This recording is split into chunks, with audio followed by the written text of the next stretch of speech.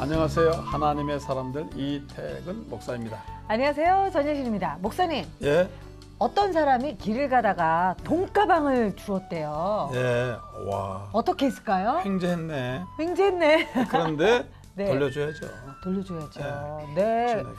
맞아요. 당연한 일이죠. 네, 그 돈가방을 준 사람도 돈 주인에게 돌려주고 그렇게 얘기를 했대요. 당연한 일을 했을 뿐입니다. 네. 근데 어떻게 생각해보면 하나님이 원하시는 그런 선교와 구제, 우리가 해야 할 일들인데 우리가 때로는 좀 잊고 사는 게 아닌가. 그러니까 네. 뭐 이렇게 교인들이 자기 일만 하다가 이렇게 선교하면 뭐 특별한 일을 하는 것 같은 거 생각하는데 사실은 기본적으로 해야 할 일이죠. 그렇습니다. 오늘 하나님의 사람들 함께 할 주인공은요. 삶이 선교와 구제인 분이십니다. 먼저 화면을 통해서 그분 만나보겠습니다. 필리핀과 남아프리카 공화국, 미얀마 등지에 예배당을 건축하고 신학교를 세우는 교회, 또한 빈곤국가 아이들에게는 생활비를 지원하며 국내 미자립 교회까지 돕는 교회. 대형 교회들만 할 수 있을 것 같은 사역이지만 실은 37가정이 모인 교회에서 해낸 사역이다. 학생 포함 97명의 성도와 함께 국내외 108개의 교회와 학교를 세운 놀라운 역사의 주인공은 바로 광명시 한나라 교회인데, 작지만 위대한 사역을 하는 그 중심에는 한나라 교회 김상배 목사가 있다. 지금까지 수백억의 교회 건축을 해오면서도 예수님을 믿기에 근심 걱정이 없었다는 김상배 목사는 모든 일이 하나님의 축복이라고 고백하는데, 성도들과 함께 매일같이 성경 공부를 하면서 철저히 주님만을 사모하는 그의 지난 삶과 하나님을 만난 이야기를 오늘 들어본다.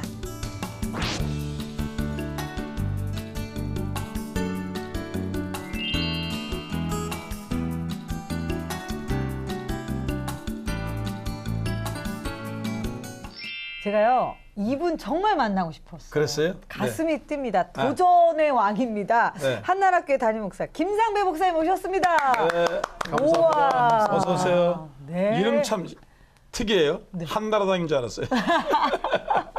한나라교회. 네. 아, 정말 하나님, 뜻이 있고 한이 있고 뭐 그런 거 같아요. 그렇습니다. 하나님 나라를 세우시는 어떻게 그런 분. 이름을 좀 물어봐야 되겠어요. 교회 이름 특별한데요. 네. 뜻이 있고 한이 있는 것이 아니고요. 네. 한이라는 글자 자체가 네. 크다, 많다, 귀하다, 풍부하다, 넓다, 하나님. 네. 이게 약자가 한이에요. 그죠, 한자로 크다는 뜻이 네. 한이라는 뜻이죠. 그렇죠. 네, 크다, 숫자 중에도. 많다. 예, 예, 그렇죠. 넓은, 귀한, 네. 풍부한 그런 하나님의 나라를 이 땅 위에 이루고 싶어서 이름을 그렇게 지었습니다. 그렇군요. 와, 정말 그 이름 자체도 도전이 되고 감동이 됩니다. 목사님 지금 저희 방송 함께 하고 계신 시청자분들에게 예. 저 교회 소개, 한나라교회 교회 소개 좀 짧게 지금 부탁드릴까요? 하시고 있는 교회 네네. 소개를 좀 부탁합니다. 네. 저희 교회는 매일 저녁 9시부터 매일 철야 기도를 합니다. 차량. 예. 몇 시까지 네. 하시나요? 저녁 9시부터 공식적인 것은 대략 10시 반까지 하고요. 네. 그 다음부터는 이제 개인적으로 하고. 예, 그래서 저 같은 경우에는 그때부터 무릎 꿇으면은 평균 하루에 한 10시간, 짧게는 8시간, 많게는 15시간 정도 기도만 그냥 하시고. 무릎 꿇고 와. 있습니다. 할 일이 없어서 그렇죠. 교회가 광명 근처에 있으시죠? 네. 예, 광명 소화동에 있습니다. 개척은 언제 하셨어요, 목사님? 한나라교회. 네네. 2001년도 개봉동에서 시작됐는데 원래는 방화동에서 시작을 했습니다. 원래는 더 먼저 하셨죠? 예, 방화동에서. 근데 교회 108개 왜? 개척했다는 그 굉장히 궁금하거든요. 네. 지금 한나라교회는 몇 번째인가요? 그 이야기를 좀 해주시면 돼요. 저희 교회는 96번째 지었는데 네. 원래 목회하면서 그런 하나님을 기쁘시게 하자. 네. 에베소서 5장 10절에 네. 하나님을 기쁘시게 할 것이 무엇인가. 네. 그다음에 갈라디아서 1장 24절에 나로 말미암아 하나님께 영광 돌릴 것이 무엇인가. 네. 이제 그걸 어릴 때부터 고민하면서 그러면 목회도 하나님을 기쁘시게 하자. 하다 보니까 헌금이 생기면은 거의 선교에 이렇게 헌금으로 드렸죠. 야, 저, 어릴 때부터 선교의 꿈을 몇 가지시고 살 때부터요? 응? 글쎄 정확하게는 국민학교 6학년 초반부터고 네. 생각은 이제 우리 막 소꿉장난 놀 때 야, 땀 타고 있을 때 소꿉장난 선교. 때 그쵸? 그래서 아유 대단하시네. 이게 한 개도 힘든데. 네. 좀 우리 도전이에요. 도전이 됩니다. 한번 꼭 들어봐야 되겠어요. 그렇습니다. 목사님, 한나라교회의 어떤 비전 나눠주시면 좋을 것 같아요. 선교 비전은 앞으로도 학교 건축이나 교회, 뭐 유치원, 과원 이런 것은 계속 건축할 거고 헌금이 생기는 대로 네. 하나님이 주시는 대로 그냥 하나님께 다 드리고 우리는 종에 불과하잖아요. 네. 종은 주인을 기쁘시게 하는 거고 종은 주인이 시키는 대로 주인이 원하시는 일을 하는 게 종이라고 생각합니다. 아니 그런데 제가 얼굴을 뵈니까 네. 전혀 개척한 사람 같지 않아요. 개척한 사람은 전부 여기 뭐 힘들고 그러는데 완전히 고급 공무원 스타일로 잘생기셨어요. 하나님을 기쁘시게. 예, 아니 정말요. 제가 볼 때 야 정말 목회 믿음으로 하시는구나 그런 느낄 수 있어요. 예. 그렇습니다. 얼굴이 저보다 환하잖아요. 그런데요? 자, 오늘 우리 김성현 목사님 정말 어떻게 보면 과감한 사역. 네. 과감한 담대한 도전이라고 말씀드리고 싶어요. 우리 목사님의 삶을 초등학교 때부터 선교와 뭐 개척을 생각하셨다고 하니까요. 그 목사님의 삶을 하나님이 어떻게 이끄셨는지 듣고 싶어요. 너무나 궁금합니다. 이름하여 대담한 프로필. 오늘 정말 대담하겠죠? 예. 과감합니다. 목사님의 예. 프로필 저희가 공개하도록 하겠습니다. 이름 김상배. 1950년 경북 군위의 가수원 집 아들로 태어나셨고요. 자녀들을 공부시키려는 어머님의 아낌없는 지원으로 초등학교 시절에 경주로 유학을 가셨습니다. 경주 제일교회에서 신앙을 갖게 된 어머니를 따라 어릴 때부터 기도와 성경 통독으로 신앙을 다지게 되는데요. 하지만 본인 스스로도 목회자의 길로 들어설 줄은 꿈에도 모르셨다고 합니다. 이런 그를 하나님은 진로를 대이동시키셔서 특수교육을 공부하고 군대를 제대한 후에 신학을 공부하셨고요. 또 교회 개척의 또 하나의 사명을 받게 됩니다. 신학을 하기 전에 충남 보령에 교회를 처음으로 개척하고 신학교 1학년 때 울산에서 두 번째 교회를 개척하고요. 젊은 시절부터 틈만 나면 여기 중요합니다. 교회를 개척하더니 이제는 해외로 눈을 돌려 미얀마, 아이티, 모잠비크, 인도의 신학교, 초등학교, 유치원을 건축하고 목회 인생 41년 동안 108개의 교회를 국내에 세우는 선교를 멈추지 않는 사람, 이 모든 일이 주님의 영광을 위한 일이라고 말하는 사람, 바로 이 자리에 있는 김상배 목사님입니다. 아니 틈만 나면 공부하는 게 아니고 틈만 나면 개척을 하셔. 틈만 나면 돈 버는 게 아니고 틈만 나면 개척돼.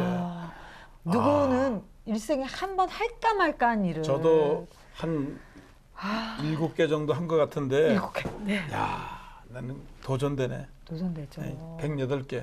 네. 아니 저는 정말 뭐 잠깐 프로필에서도 소개했지만 목사님의 그 어린 시절 신앙이 어머님이 먼저 네. 믿으셨네. 제가 먼저 믿었습니다. 오. 먼저 믿으시고 어머님이 나중에 믿으셨어요? 예. 아. 시간차는 별로 나지 않고. 근데 어떻게 전도 받으셨어요? 초등학교 때? 네. 전도 안 받았습니다. 스스로 가셨어요? 예, 성탄절 때 사탕 주니까. 아니 근데 근데 경주에서는 다 그 뭐 불국사 있고 뭐 그래가지고 네. 아주 힘들 예. 텐데. 학교 교장 선생님이 네. 길에 지나가시다가 어머니가 길에서 장사를 하셨거든요. 네. 그래서 보시고는 어머님도 교회 다니셔야지요. 근데 어머니가 예 가겠습니다. 근데 저희 어머니는 교회를 다니시기 전부터 옛날에 교회 종을 쳤잖아요. 예. 저희 교회도 지금 종칩니다. 네. 그래서 옛날식으로 네. 종치는데 그 종소리를 들을 때마다 그렇게 많이 우셨어요.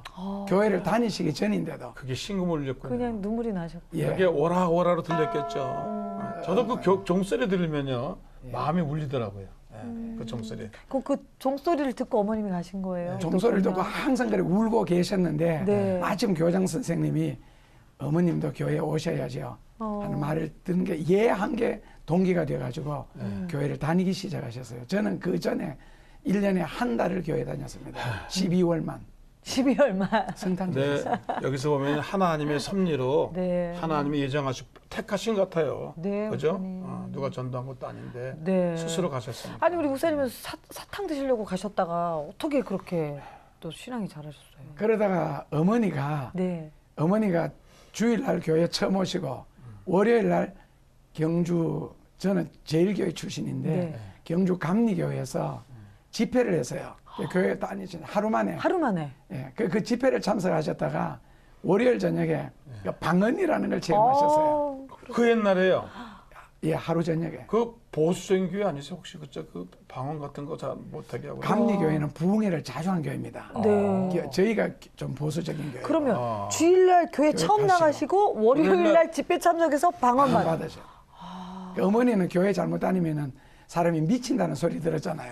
그러니까 이상한 말이 나오고 혀가 꼬이니까 손을 입을 막고 막 턱을 올리고 난리를 치셨대요. 잘못되는 줄 알고. 네. 어머니도 생전 처음 세계니까. 그날 이후로 삶이 바뀌셨군요. 어머니가 네. 그날 저녁 집회를 마치고 옛날에는 집회도 밤 12시까지 네, 11시 반까지 늦게까지 했잖아요. 했죠. 그리고는 머리를 감으시고 우리 집 뒷밭에 큰 바위가 하나 있었어요. 거기에다가 담요 깔고 기도하시는 거예요. 야. 새벽 4시 반까지. 그러니까 새벽 4시 반 되면 새벽 기도 가시는 거는 들으셨으니까요. 그런 식으로 해서 그때부터 철야를 시작한 거죠. 그럼 교회 다닌 하루부터. 아유. 그래서 기도 시작하셨어요. 그 모습을 제가 봤고. 아유, 사모님, 눈물 난다. 철야가 뭔지 아세요? 안 해봤으니까. 아니, 저도 무릎 깔아야 될 것 같아요. 목사님 세상에 어떻게 하나님을 만난지 그 하루 만에. 아마 종교성이 강해진 것 같고. 예. 그리고는 한 6개월 정도를 집 뒷밭에서 기도한다는 소리를 들으시고 네. 교회에서 철야하면 된다 해서 그 다음부터는 교회에서 철야하시기 시작하셨어요. 그런 어머님의 모습을 보고 또 우리 목사님도 초등학교 때 성경 통독을 하셨다고요? 네. 저는 어릴 때부터 어머니한테 배운 것은 이제 기도하는 것밖에 안 배웠고요. 기도하는 모습만 보고 자랐고. 그리고는 6학년이 되었을 때 올라가자마자 옛날에는 저녁 예배 드렸잖아요. 예. 예배 드리고 집에 와서 성경을 읽고 싶더라고요. 예. 그래서 성경을 앞에 펼쳐놓고 성경은 하나님 말씀이니까 무릎을 꿇고 예. 이렇게 읽기를 시작했어요. 주일 저녁 방학 때입니다. 예. 읽기 시작했는데 나중에 이 모든 은혜가 너희들에게 있을지어다. 아멘. 하고 보니까 계시록 22장 21절이었어요. 근데 나중에 정신 차려보니까 그게 토요일 날 저녁 12시경 됐습니다. 그러니까 주일 저녁에 성경을 읽기 시작해서 한 번도 성경에서 눈 떼본 적이 없은 거예요. 아니, 그 방학이었나? 어떻게 돼? 방학 때. 밥도 안 먹고요? 그래서 어머니가 식사 때문에 상을 넣어주시고. 밥 먹어라 했는데 제가 못 듣더래요. 너무 성경에 몰두했으니까. 네. 그리고 또 저녁 되면 밥 먹어라. 낮에는 장사로 나가시니까. 그런데 못 듣더래요, 제가요. 그러면 금식하시면 성경 읽으셔요. 계속 성경을 들어가셨군요. 금식 정도 수준이 아니고 마신 것 없죠. 무릎 꿇은 채로 계시록 22장 21절까지 읽었으니까요. 만 일주일 걸렸습니다. 그러니까 이 성경 보셨나요? 예, 그게 초등학교 때. 이 은혜가 넘치네요. 좀 많이 만지세요. 아우, 가져가고 싶어. 이 성경이에요. 우리 예. 목사님이 그 정말. 껍데기 10번 바꾼 성경입니다. 세상에. 이거를 주일 저녁부터 토요일 아침까지 예. 정말 이게 이제 눈물이 다 젖고 주여. 예. 굉장하네요. 근데 이 성경뿐만 아니라 우리 목사님 이 갖고 계신 모든 성경이 그러니까 말씀으로 아유, 주여. 기초가 잡히시고 네. 기도로 은혜를 받으시고 그러니까 아주 제대로 정석으로 하셨네요. 와, 그렇게 말씀을 통해 하나님 나라를 보셨겠네요. 먼저 접했죠. 근데 성경도 그냥 본 게 아니고 나중에 성경을 읽는데 어머니가 야, 성경이 글자가 살아 움직인다. 어머니가 원래 첫 하루 만에 방언 체험하셨잖아요. 그리고 참 신비로운 은혜를 체험 많이 했어요. 그 성경이 움직인다고 해서 어머니 글자가 어떻게 움직여요? 자세하게 읽어보라는 거예요. 근데 나중에 읽는데 두 번째 읽을 때는 성경 글자가 뒤에 누가 불을 켜놓은 것 같아요. 지하도에 그림 뒤에 전기 켜놓듯이 환하게 보이면서 그런 식으로 한번 읽었고 그 다음에 세 번째 읽을 때는 이제 글씨가 진짜 살아 움직이듯이 뭐 십자가 고난 이럴 때는 빨간 피가 깃들면서 막 빗방울이 떨어지는 것 같고 글씨가 녹색으로 바뀌고 그런 식으로 읽다가 그 다음에는 성경을 그 태초에 하나님이 천지를 창조하시느라 그러면은 빛이 확 우주 공간에 비치면서 실제로 이게 뭐 홍해가 갈라지면 갈라지는 것 영화 보듯이 입체로 입체적으로 네. 7번째 읽을 때에 성경에 과연 하나님이 말씀하시고 싶은 것이 이 글자일까? 이 성경 이면에 하나님이 하시고 싶은 말씀은 없을까? 그래서 뜻으로 성경을 보는 방법이 없을까 고민하다가 찾은 게 진리예요. 이제 청년 시절의 주석을 유영기 목사님 주석, 바클레이 주석, 이상근 목사님 주석 이런 주석을 소설 읽듯이 다 읽었거든요. 근데 그거 하니까 좀 지혜가 더 많이 오시죠. 저는 그 지혜와 총명을 달라고 기도하면 하늘에서 떨어지는 줄 알았는데 기도한 후에 말씀 대할 때 그때 주어집니다. 깨달음이. 그러셨군요. 지금 뭐 닳고 닳도록 정말 7권의 성경책이 있어요. 지금까지 이걸 보관하시는 이유가 있으세요? 아니 근데 원래 첫 번째 성경은 제가 샀고요. 네. 두 번째 성경은 첫 개척 교회 할 때 하도 떨어진 걸 보니까 그 어떤 거기 사인이 돼 있어요. 사줬는데 첫 성경을 자기를 달래요. 줘서요. 그리고 둘째 성경 읽는데 주고 가만히 생각하니까 아까운 거예요. 다시 뺐었어요. 제가 빼는 은사가 있습니다. 그리고는 사면서 계속 떨어지니까 옆으로 넘기니까 사전 옛날에 많이 읽어보면 손가락 자국 생기잖아요. 네. 그거 안 하려고 뒤에서 그 뒤에 부르잖아요. 배가 부르잖아요. 네. 그 손가락으로 고개다 읽게 된 거예요. 야, 얼마나 여기를 옆에 보면 배가 네, 이거 그런 보세요. 식으로. 얼마나 넘겼으면 여기가 올라섰습니다. 아, 기본이 말씀이다라는 생각이 들어요. 네, 말씀을 통해서 우리 목사님을 인도하신 것 같은데, 자, 이번에는요, 목사님의 인생을 정말 더 깊이 들여다보겠습니다. 질문을 통해서죠. 인생극장 신문 쉽다.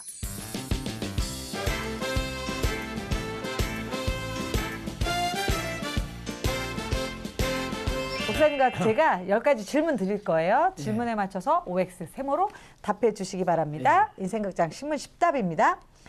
나는 어릴 때부터 호랑이 동굴에서 기도했다. 예. 오, 네. 중학교 때부터 신방을 다녔다? 예. 오호, 원래 꿈은 장군이 되는 거였다. 예. 신학생 시절 돈 걱정이 없었다. 아니요. X. 어머니는 봉어리였다. No. 네. 목사님. 아버지의 신앙은 원래 좋으셨다. 아르바이트 안 해본 게 없다. 해본 게 없다. 스님도 교회 건축에 한몫했다. 도움을 주셨죠. 우리 교회는 부흥 중이다. 예. 교회 건축할 때 속셈이 있었다. 예. 속셈 있으셨군요. 있었죠. 야, 이거 굉장히 특별한 질문이에요. 이 어린 시절부터 호랑이 굴에서 기도를 하셨어요? 예. 호랑이 굴이요? 근데 호랑이 굴이요? 호랑이 동굴. 동굴. 네. 호랑이 살았나요, 그게? 우리나라에는 역사에 보면은 1964년도 경주 남산에서 호랑이가 발견된 이후 그다음에 역사에서 사라졌어요. 그다음에는 호랑이 발견 소식이 없습니다. 한국에서. 그런데 경주 포석정에서 남산 팔각정 사이 중간에 보면은 동굴이 좀 크게 앞에 큰 바위가 하나 있어요. 그걸 사람들이 호랑이 동굴이라 하더라고요. 그래서 매주 토요일 날 오후 한 3시 정도 거기서 무릎 꿇으면은 기도하다 보면 이마가 환해 오면 환상 보는 줄 알고 눈을 뜨면은 주일 아침에 해가 떠서 빛이 비치고 네. 그러면 이제 토요일 오후 3시 무릎 꿇으면은 주일 아침 한 8시까지 그리고 교회 가야 되니까 이제 뛰어내려오고 그리고 평소에는 월요일부터 금요일까지는 학교 수업 마치면 그때 2시 정도 마치고 하면은 가방 들고 저희 학교에서 경주 김유신 장군 묘까지 거리가 한 1km 정도 됩니다. 그 김유신 장군 묘 뒤에 가서 보통 한 서너 시 3시 정도 2시 반 무릎 꿇으면은 보통 한 4시간에서 그러니까 해 빠질 때까지 기도하는 거예요. 집에 오면서 경주 제일교회를 들러서 다시 1시간 정도 기도하고 집에 오면은 한 8시 반 정도 됩니다. 그리고는 방학 때는 밤 12시, 11시 반에 제가 일어나거든요. 8시 반부터 잠을 자기 시작해서 11시 반에 일어나서 저녁 먹고 세수하고 12시 정각부터는 그 봉황대가 있습니다. 경주에. 네. 꼭대기 올라가면은 경주 시내가 다 보이죠. 거기서 이제 통성 기도를 시작하는 거예요. 밤 12시부터 새벽 1시까지. 네. 그리고는 1시에 내려와서 그때 경주 사람들 잠 못 잤어요. 거기서 경주 제일교회가 직선거리가 한 400~500m 되는데 제일교회 안에서 기도하는 사람들이 저 음성을 들었으니까요. 제가 얼마나 크게 부르짖었겠어요. 그 고등학생 시절 네. 이럴 때.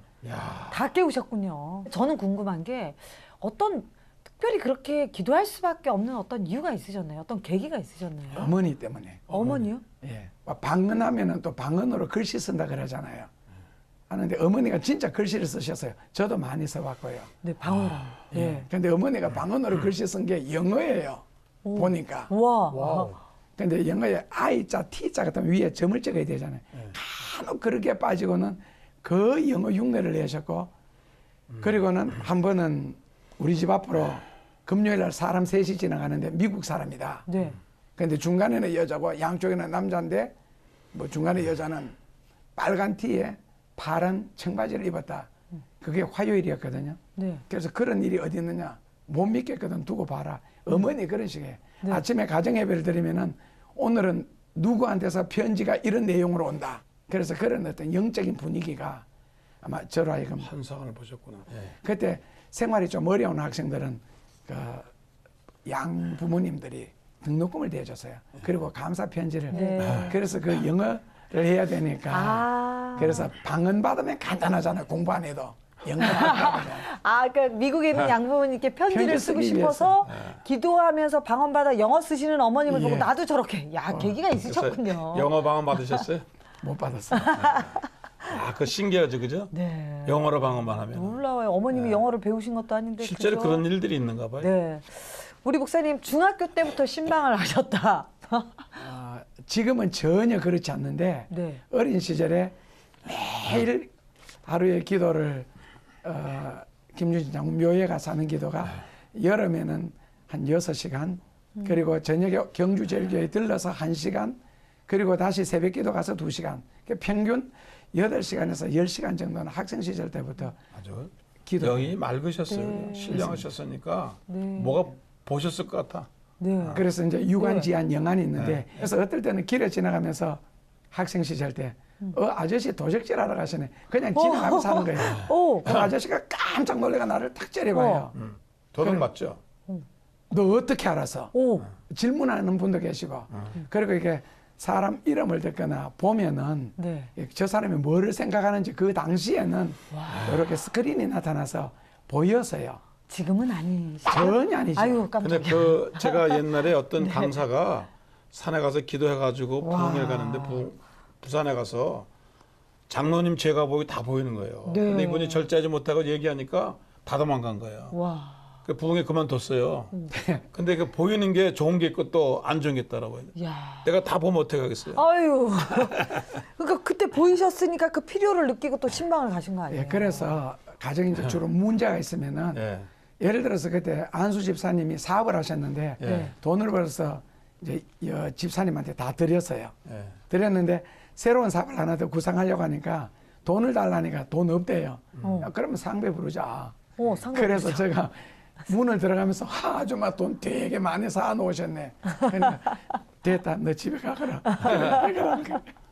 그런 식으로 신방을 다녔습니다. 야. 그 영안이 밝으셔가지고. 그럼요. 예. 얼마나 기도하셨으면 또 그런 마음들을 주셨겠어요. 근데 원래 꿈은 장군이셨다고요. 그때 최명신 장군이 월남에서 예. 네. 활동 활동하셨죠. 알려졌죠. 그때 그 자극을 받고 나도 나중에 장군이 되어서 정군 신자와 운동을 해야 되겠다. 아. 그래서 장군 되려고 했다. 육군 사관학교를 목표로 삼았죠. 그러다가 신학을 하신 거네요, 그럼? 아니요. 그럼요. 고3 졸업하기 전에 네. 어머니가 기도를 하시는데 제가 책상에 앉았고 앞에 까만 사람들이 앉았더래요. 그리고 한 사람이 책상 옆에 와서 무릎을 꿇고 울고 있더래요. 그래서 어머니가 저거 학교 선생님 하는 거다.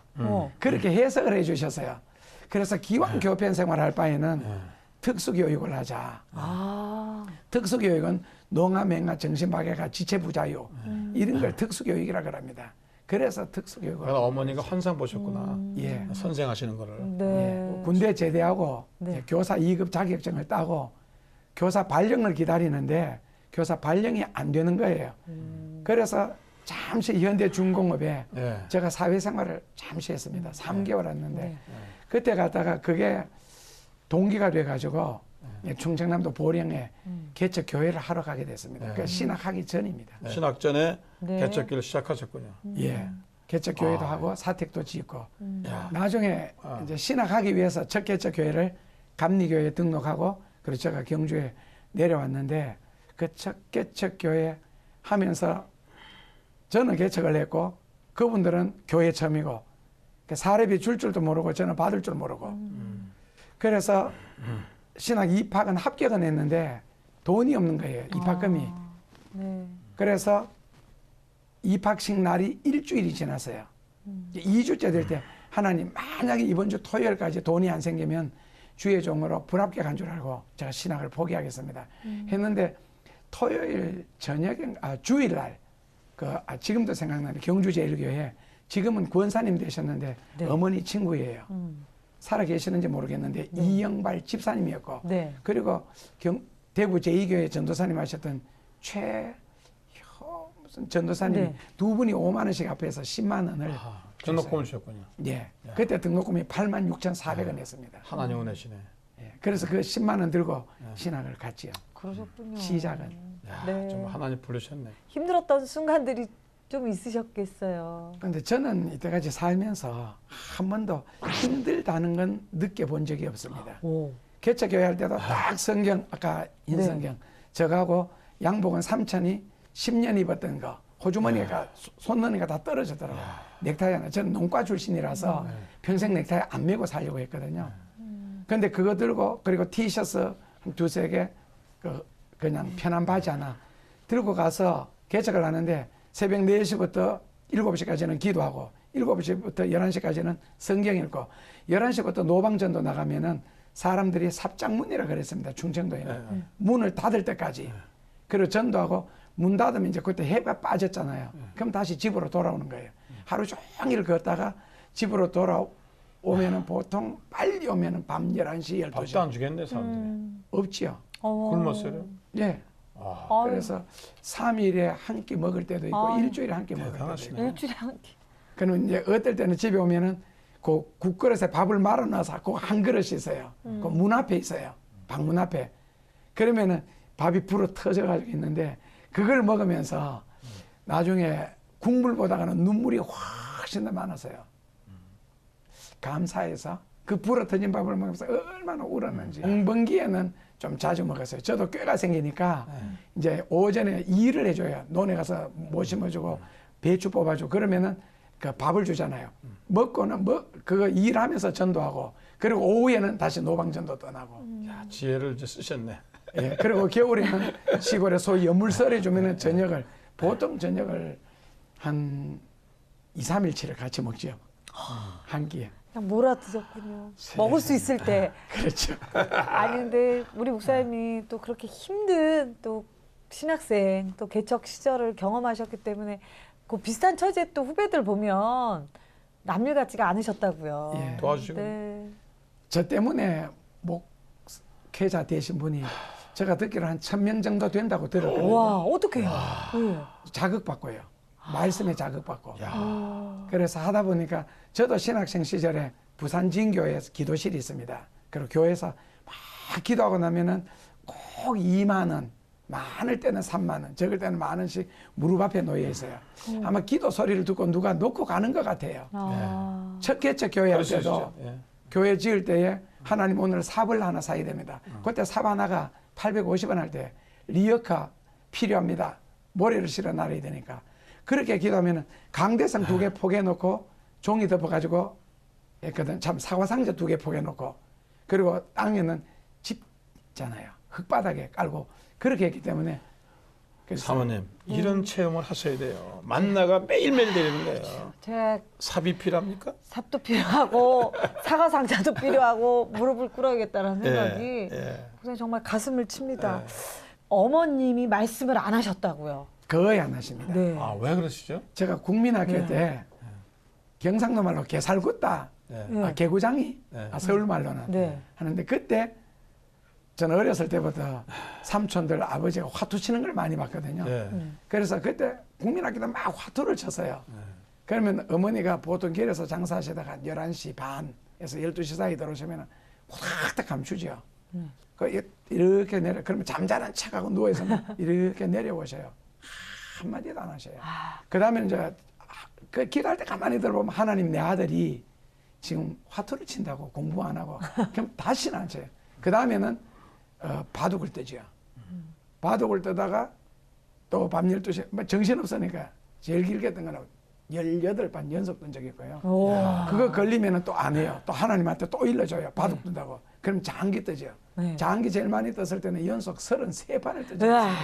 밤새 뜨는 거예요. 그러면. 네. 그럼 또 안 하고 그 다음에 또 당구 치러 다니고 이런 식으로 저도 개발하는데 고생 많이 했습니다. 저도 이렇게 바둑하고 장기 좋아했거든요. 끝장나게 보는데 내일 영어 시험 봤는데 당구장에 갔었잖아요. 그래서 혼났잖아요. 지금 목사님 되신 게 은혜입니다. 할렐루야.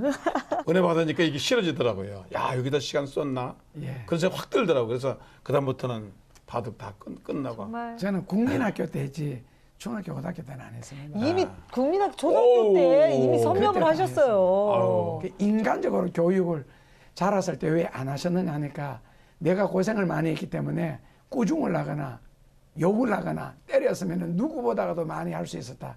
그러나 나는 하나님의 능력을 믿었다. 아멘.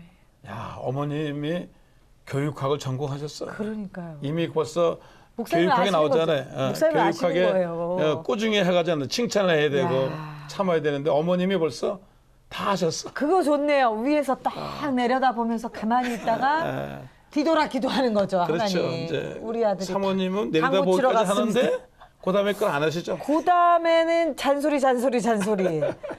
어머님이 대단하시네요. 아신 거네요. 어떻게 내 아들을 하나님의 지혜와 방법으로 키워야 하는지 아신 거네요. 성경적인 자녀 교육법이에요. 그러네요. 글쎄요. 어머니가 그러셨어요.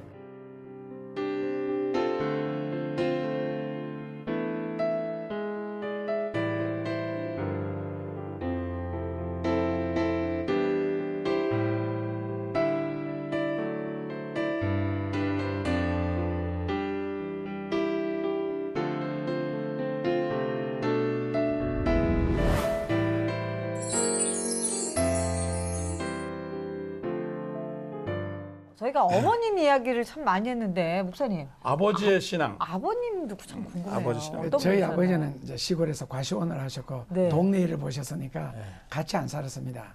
제가 아버지하고 같이 사는 게 국민학교 처음에 경주 가기 전에 그때 있었는데 1년이라 그러면은 아버지가 술 안 마시는 날을 제가 딱 2번 뵌 적이 있습니다.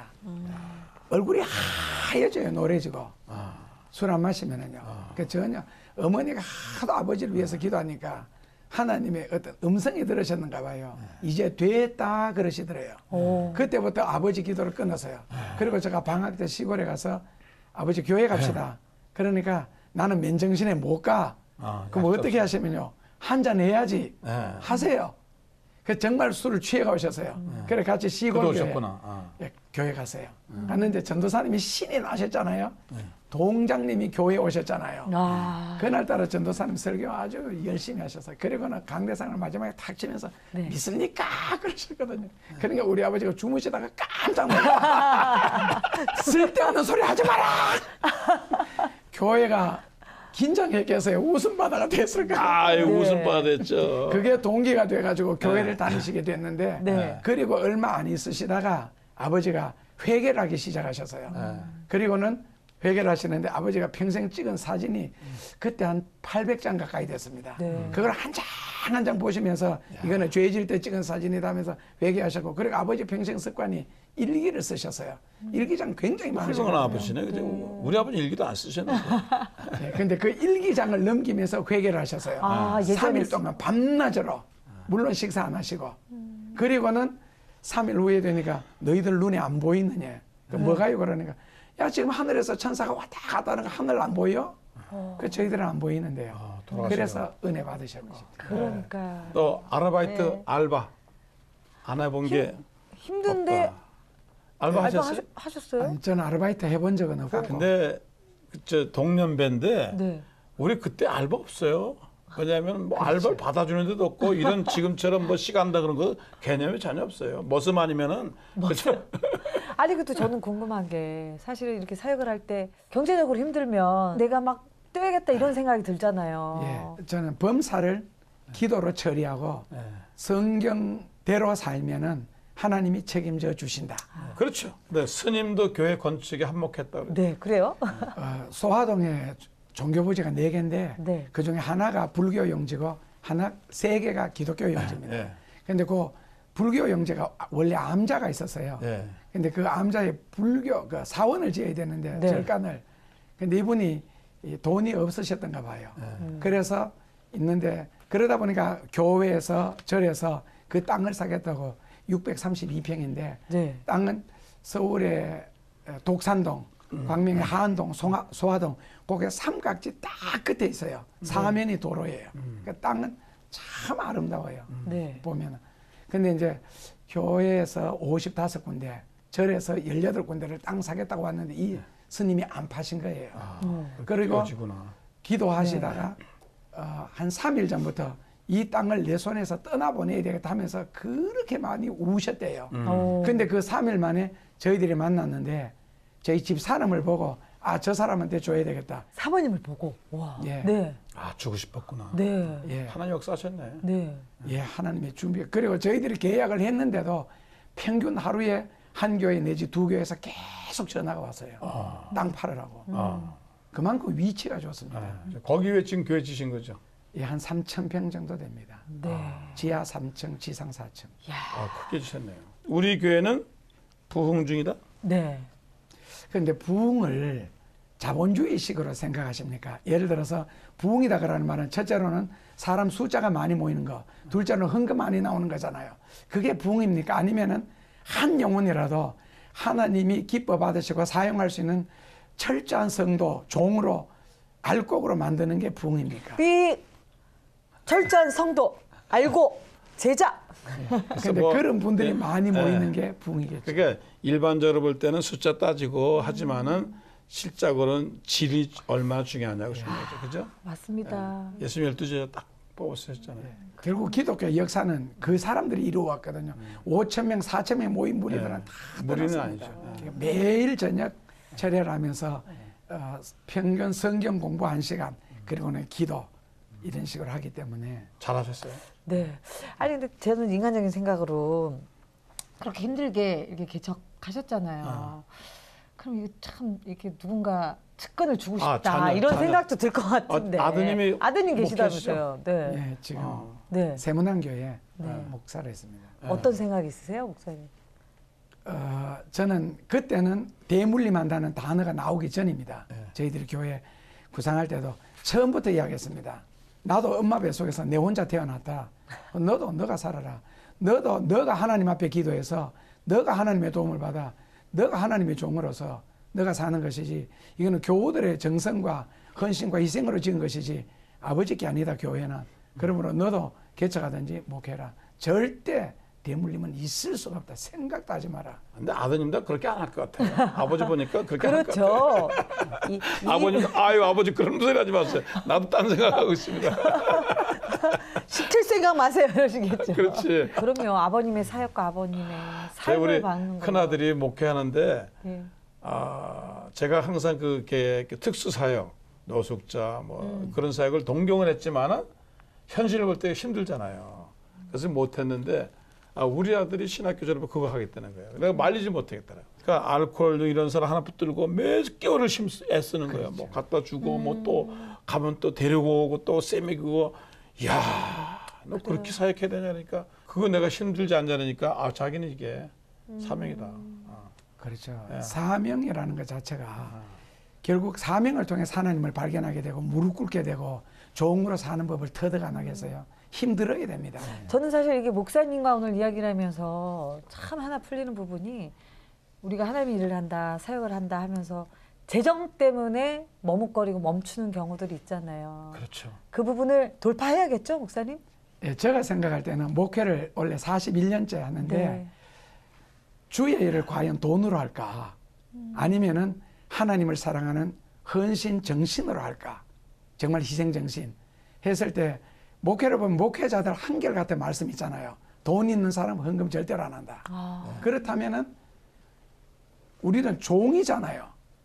그러면 종은 주인이 알아서 하시는 거 아니에요? 하나님을 믿는다면. 그래서 제가 사람들에게 예수 믿습니까? 라는 질문을 잘 던져요. 33살에 목사 안수 받고 그 첫 집회를 80개 교회 연합 집회를 하고 두 번째 집회가 목회자 수련회를 인도했어요. 한 350명 정도 영남 지역에서 했는데 첫 설교 질문에 목사님들에게 예수 믿습니까? 그러니까 팡 터지시더라고요.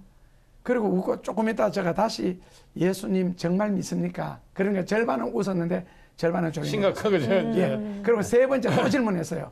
예수 정말 믿습니까? 조용해졌어요. 그래서 저는 예수님을 정말 믿는다면, 그리고 조금 더 진행한다면 예수님을 사랑한다면, 그 사랑 속에서 순교가 나올 수 있잖아요. 그래서 예수님을 사랑한다면 뭐가 걱정일까? 정말 예수님을 믿는다면. 아멘. 제가 개척할 때 여자들하고 할머니들, 공원들만 있었는데 좀 그렇게 괜찮은 사람이 오면은 제가 의지하잖아요. 예? 오, 저 사람 집사해야 돼. 회계 맡아야 돼. 그럼 그 다음 주 이 사람 안 나오는 거예요. 그러기를 한 1년 안에. 그때 나한테 하나 주는 교훈이 절대로 사람 의지하지 마라. 어? 나 의지해라. 사람 의지하면 목회는 끝나는 거예요. 그러니까 절대로 하나님만 의지하고 목회인데 하나님 그거 목사님한테 주신 것 같아요. 예, 원래 종이 되기 위한 조건이 있잖아요. 예. 철저하게 하나님만 의지할 것. 네. 그리고 철저하게 영적으로 훈련을 받을 것. 네. 이거는 기도를 통해서 받아야 되고. 셋째로는 인간관계 훈련이요. 사람 통해서 실망하는 법 먼저 배우셔야 됩니다. 그래야 하나님만 의지합니다. 개척교회 하다가 어려울 때, 물건 필요할 때 전화 걸어가지고 뭐 아버님한테 뭐 형제들한테 도와주시옵소서. 이거는 주의 종이 아니죠. 우리는 하나님의 종이지 사람의 종이 아니잖아요. 와, 근데 이런 경우 있잖아요, 목사님. 그렇게 믿었던 사람이 떠나갈 때 붙잡고 싶잖아요. 붙잡으면 안 되는 거죠, 목사님? 글쎄, 목사님 스타일을 아니까. 불교 계율에 불교계에. 가는 사람 잡지 말고 오는 사람 막지 마라. 어차피 지금은 수평 이동 시대고 식당도 자기 원하는 대로 가잖아요. 그렇기 때문에 잡는 데는 의미가 없습니다. 그냥 편하게 보내드리고 차라리 교회에서 저희 교회 성가대 총무가 떠나게 됐거든요. 네. 떠난다는 걸 미리 알았어요. 주일날 낮 예배 드리다가 마지막 광고 시간에 이름 불렀어요. 이렇게 세웠어요. 그리고는 교들 앞에서 축복 기도를 했습니다. 가는 곳에서 더 충성하게 하시고 더 잘 되게 하시고 그리고 편안히 가시라고. 왜 잡습니까? 보내야 되겠는군요, 편안하게. 그래 가는 분도 편하잖아요. 그렇습니다. 근데 목사님 왜 교회 개척할 때는 속셈이 있으셨어요? 저희 교회를 건축하는 것이 아니고 남의 교회를 건축하다 보니까 성경에 보면은 주라 그리하면 내가 너에게 줄 것이 있잖아요. 네, 네. 예. 그래서 저는 속셈이 남의 교회 한 3개 정도 지어주면 하나님이 우리 교회 안 지어주시겠느냐. 네. 나중에 13개 짓고 30개를 돼도 하나님이 끄떡도 안 하시는 거예요. 그래서 그 많은 분들이 주라 그래 흔들어 채워준다는 말 듣고 먼저 지어주는 거예요. 그래서 안 되면은 실망하는 거예요. 이제. 그래서 목사님 몇 개까지 가신 거예요? 저는 실망을 한 것은 아니고요. 네. 아, 이것은 하나님이 기뻐하시는 일을 하면 되는 거지 내가 목회하는 교회를 지을 필요는 없다 해서 나중에는 95번째를 짓고 나니까 네. 저희 교우 중에 한 분이 목사님 저희 교회도 필요할 것 같은데요. 센터 역할을 내야 되잖아요. 하는데 갑자기 사람이 휙 도온다 그럽니까? 밤낮으로 그때부터는 우리 교회. 근데 마침 그때 경매에 눈을 떴어요. 어떤 장로님이 자료를 보내주셔서 교회도 부도 많이 납니다. 절도 부도 나고 공장도 부도 나고 사우나. 그래서 이런 교회를 제가 한 40군데를 현지 답사를 했습니다. 그랬어요. 근데 계약하기 전에 꼭 질문을 했어요. 하니까 주차장이 없다는 거예요. 그래서 제가 취소를 했습니다. 주차장 때문에. 지금 식당에 가도 다 차 타고 가는 시절이니까. 그래서 교회를 짓다 보니까 근데 이제 포기를 했어요. 이제 안 나오니까. 근데 우연하게 저희 집이 새가 다 되어서 부동산에 갔다가 농담 삼아 혹시 교회 땅이 있어요? 그러니까 그분이 알고 보니 장로님이세요. 네. 가까운 데 있는데 가보시겠어요? 예. 그때 저는 개봉동에 있을 때입니다. 네. 그래서 그랬더니 한 15분 거리에 광명에 광명에. 바로 그래서 토요일 날 구경하고 월요일 날 바로 계약. 할렐루. 하나님이 주신 거야. 그죠? 확실해. 그럼요. 95개. 아마 웬만한 교회에서는 목사 쫓겨나요. 뭐 왜 남만 지어주고 우리는 안 지냐고 그랬을 거예요. 그죠? 근데 그 교회 지으면서도 예. 제가 하나님을 시험했고 저 믿음을 시험했어요. 지으면서 저희들이 교회만 건축한 것이 아니고 선교사들, 학생들, 신학생들, 일반 중고등 대학생들 공부를 많이 시켰거든요. 해외 한 6개국에 학생들 처음에는 57명도 없다가 나중에는 103명까지 네. 매월 생활비를 한 달에 약 한 160만 원 정도. 네. 그러니까 1인당. 그렇게 했었는데 그 아이들도 편지 온 게 저희 교회 수백 통이 있습니다. 그리고 저희 국내에서도 한 6, 7개 교회 목회자들 돕고 하면서 그것을 100% 인상을 했어요. 아, 더 올리셨군요. 선교비를. 네. 예를 들어서 10만 원 보내는 곳에는 20만 원, 20만 원 보내는 곳에는 40만 원 이런 식으로. 그리고 해외 교회 7개를 동시에 지었습니다. 오. 저희 교회 건축하면서. 네. 대단하시네요. 왜냐하면 하나님이 하시나 못 하시나 두고 보겠다고. 하셨구나. 그런데 저희 교회보다 다 먼저 완공을 했어요.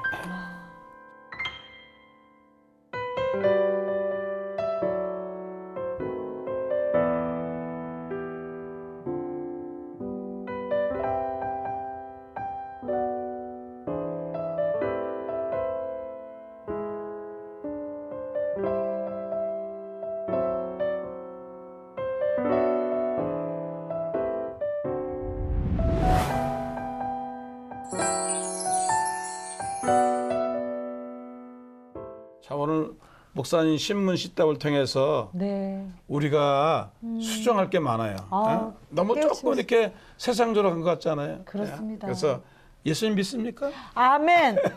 아멘. 여기에 답을 해야 돼요. 그렇습니다. 네. 자, 우리 이제 네. 내 삶의 항복도. 우리 목사님 그 오랜 시간 사역을 하면서도 행복하세요. 하나님의 기쁨을 누리시는데 그래서 목사님 내 삶의 행복 놓아 보겠습니다. 믿으시면 네. 마태복음 3장 8장 네. 13절 믿으시면 어떤 메시지죠? 행복합니다. 거기 성경에 보면 너 믿은 대로 될지어다가 있습니다. 네, 믿은 대로. 너 믿음대로가 아니고 믿은 대로. 믿은 대로는 형용사고 과거형이에요. 그렇다면은 그 원어 성경에 보면은 너가 믿었는 만큼 너 믿은 대로 될지어다. 너가 믿었는 만큼.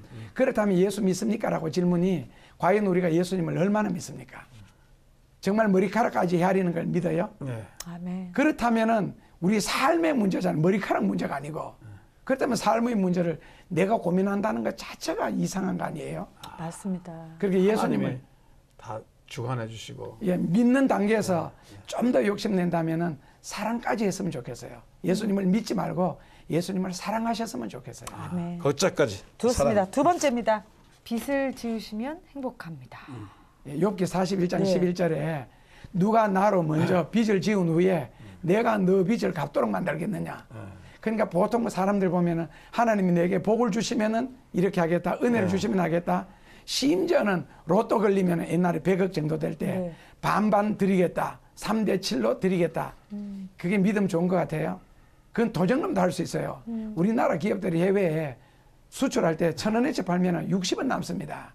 그런데 500원 투자해서 100원 말도 안 되는. 그러니까 하나님이 내게 복을 주시면은 내가 주의 일을 하겠습니다. 하나님 앞에 드리겠습니다.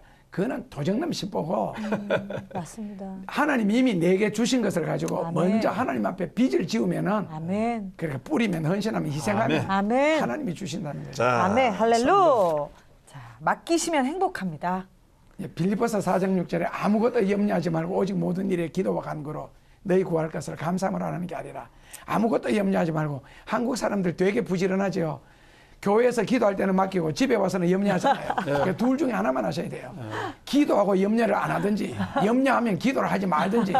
이거는 합리적인 불신자예요. 기도도 하고 염려도 하는 것은. 요즘 메르스 때문에 걱정하는데 한 말씀 하세요. 메르스 염려하지 말라고. 아니, 그걸 왜 걱정하십니까? 그거는 걱정할 문제가 아닌데. 그렇죠. 생사화복, 예. 빈부귀천은 글쎄, 하나님이 그러잖아요. 맞습니다. 주장하시는 거 아니에요? 죽으려면 집에서도 죽어요. 그렇죠. 자다가도 죽습니다. 물속에 들어가도 죽고. 네, 그래서 그 하나님 앞에 맡기시면 행복합니다. 그러는 게 100가지 중에서 99가지는 믿고 한 가지 의심했다. 그건 의심이에요. 안 믿는 안 거예요. 믿는 거죠. 그러니까 하나님을 다 믿는데 천지 창조하신 것은 못 믿겠다. 아니면 성경을 다 믿겠는데 예수님이 내 죄를 위하여 돌아가신 거 못 믿겠다. 이건 불신자예요. 믿으시면 완전히 믿고 맡기시려면 완전히 맡기고 아멘. 아니면 안 믿든지 해야지. 그래서- 합리적인 불신자. 예, 그래서 저 카페를 맡기세요. 맡겨야겠네요. 자꾸 왔다 갔다 하시니까 힘드신 겁니다, 지금. 설거지를 기쁨으로 하겠습니다, 목사님. 맡기겠습니다. 아니, 맡기셔야 되는데. 월세 안 염려하지 맡기니까. 않겠습니다. 그걸 왜 내가 아니, 염려? 메르스 왔다고 요즘 또 카페 매상이 줄었다고 걱정하시는데 걱정하지 아니, 마세요. 그 말씀이 맞는 것 같아요. 예, 맡기셔야 돼요. 그래서 어린아이와 같지 않으면은 하나님과 함께 할 수 없는 것 같아요. 그렇습니다. 그래서 생활도 단순하게. 아니 근데 제 생각에는 목사님하고 같이 가서 한 제자 훈련 열흘만 하면은 그죠? 믿음이 확 인간이 개조될 것 같아요. 아니 그 염려든 믿음이 다 떨어져 나갈 것 같아. 그렇습니다. 우리 목사님 또 구티비를 통해서 또 귀한 또 메시지 요한계시록 보내주시잖아요. 강의하신다고 네. 예. 아, 요즘 요한계시록 정말 재밌을 것 같아요. 이제 뭐 기근도 나고 뭐 지진들이 나고 뭐 환란도 오고 뭐. 그냥 하나님의 말씀을 전하는 거죠. 아멘. 진리를 전하는 거고. 그리고 계시록은 성경의 마지막에 있잖아요. 완성입니다. 그래서 특별하게 계시록 가르치는 곳 가면 사입이 아니면 이단입니다. 근데 우리 정통 보수교단에서 계시록 강의를 잘 안 하시잖아요. 위험해서 안 하죠. 하자 붙을까 봐. 두렵죠? 예, 그러니까 잘못하니까 위험하죠. 예. 그래서 잘하면 괜찮습니다. 근데 네. 참 이 계시록을 잘못하면은 뭐 이단 소리 듣고 들어가서 가야겠다. 예, 사람들이 그렇게 하는데 지금 계시록을 공부하는 입장에서 지금 세상이 좀 어떻게 돼가는 것 같아요? 어떻게 좀 주님 가까이 오실 것 같아요? 보시겠죠? 목사님. 구약에서는 예. 오실 메시아에 대해서 예언해서 예. 신약에서 이루어졌고 신약에는 다시 오실 예수님 예. 대해서 신약 성경에 예수님의 재림에 대해서 약 700군데 나옵니다. 신약 성경 260장밖에 되지 않습니다. 그런데 가장 많이 강조한 이것을 예수님이 오심으로 완성이 되는 거잖아요. 예. 그래서 성경에 예언했기 때문에 이루어지는 거고 사도신경은 예수님 중심이잖아요. 전능하사 천지를 만드신 하나님 아버지를 내가 믿삼. 그거부터 그 다음에 독생자 예수님, 그 다음에 고난당하시고 그리고 살아나시고 하늘에 오르시고 그 다음에 저리로서 산자와 죽은 자를 심판하러 오시리라. 요거 하나만 빠졌거든요. 네. 그러니까 지금을 예수님 재림 때라 하지 않느냐. 자, 마지막으로 우리 이제 나는 하나님 앞에 어떤 사람으로 살아가기를. 살아가고 싶으십니까? 라는 질문을 드리겠습니다. 십자가 뒤에 감추어져 있고 네. 그냥 그림자로 살고 싶어요. 예수님의 그림자. 그냥 예수님의 손발이 되었으면 좋겠습니다. 그걸 위해서는 이제 하나님 앞에 끊임없이 무릎을 꿇어야 되겠죠. 네. 십자가 뒤에 감춰진 삶. 그렇습니다. 네. 오늘 참 목사님과 삶의 이야기들을 나누면서 다시 생각해 보게 되는 것들이 많은 것 같아요. 우리 삶이 어떻게 가야 하는지, 나는 누구인지 큰 울림이 있네요. 저는 목사로서 목사님 배울 때 정말 이 프론티어 정신, 네. 청교도 정신, 우리 교회가 많이 딴 길로 갔는데 다시 이렇게 좀 튜닝을 해가지고 이렇게 맞춰야 되겠구나 그런 생각을 느꼈어요. 그렇습니다. 예. 늘 불안해하고 염려하고 정말 예수님 없는 삶을 사는 분들이 좀 있잖아요. 예. 그분들에게 격려, 권면의 한 말씀. 예수 믿으면 되는데 결국 안 믿기 때문에 문제가 생기는 거거든요. 삶의 모든 부분을 예수님을 믿는다, 말씀을 듣는다 했을 때 그대로 따르는 거거든요. 예수님의 자체를. 그런데 이론적으로는 따르는데 몸이 예수를 안 믿잖아요. 마음으로는 예수를 믿는데 행동이 예수를 안 믿잖아요. 그러니까 문제가 생기는 거예요. 욕심만 버리셔도 됩니다. 선교 못하는 이유가 뭡니까? 욕심 때문에 못하잖아요. 자기 때문에 그러고 자기 울타리 때문에 그러고 자기 교회 때문에 그러고 아멘. 욕심 버리시면 됩니다. 욕심 버리면 됩니다. 네. 자, 목사님 앞으로 사역을 통해서요. 또 저는 목사님 이 이유가 더 기대됩니다. 더 하나님이 원하시는 그 기뻐하시는 일들을 목사님과 목사님 교회가 이룰 수 있기를 저희가 응원하겠습니다. 감사합니다. 감사합니다. 감사합니다. 나와주셔서 감사합니다. 고맙습니다. 네. 목사님 네. 정말 똑바로 살고 싶다라는 생각이 드네요. 진짜가 되고 싶네요. 제가 최종인데 그 자동차는 튜닝이란 거잖아요. 네. 다시 제자리에 갖다 놓잖아요. 제가 보면서 내 사역이라든지 목회의 어떤 그 사명감 같은 걸 좀 우리 목사님한테 좀 맞춰야 되겠다. 자극되고 새로워지네 아주. 그렇습니다. 정말 예수를 믿느냐라는 네. 그 질문. 내가 확실히 진짜로 뜨거워졌죠. 믿는가. 네. 너무나 뜨겁습니다. 오늘 정말 주님 앞에 날이 새도록 무릎 꿇고 그분과 만나셨으면 합니다. 저도 그러고 싶네요. 네. 오늘 하나님의 사람들 정말 어떻게 살아야 하는지 큰 울림과 질문이 있었던 시간인 것 같습니다. 다음 시간에도요, 더 진짜로 예수님을 만나는 그런 삶을 누리시는 분들의 이야기로 여러분 찾아뵙도록 하겠습니다. 여러분 감사합니다. 여러분 안녕히 계세요.